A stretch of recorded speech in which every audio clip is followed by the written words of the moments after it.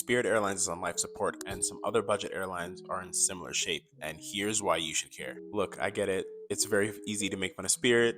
They kind of suck. The planes look like school buses. You have to swipe your card to land. We got jokes for days here, right? But for all the bad press that Spirit gets, they are not a terrible airline. They're very cost efficient in a lot of ways. They're very green. They have a pretty good carbon footprint in comparison to some of the other airlines.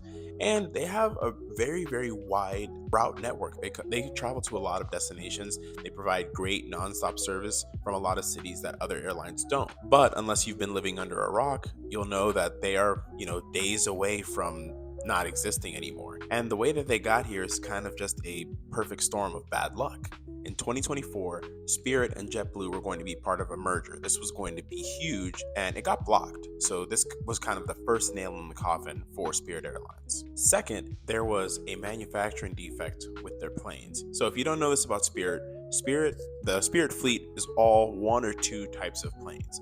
And there was a manufacturing defect with one of their planes, so they had to ground a large part of their fleet to just ensure passenger safety. But of course, if planes are not in the air, they're not making money, so they took some big revenue hits as a result. And though this isn't my expert opinion, I do think that Spirit also took a bit of a hit in terms of word of mouth because people are always dogging on Spirit. It is what it is. And then on top of that, larger carriers became more competitive with their fares.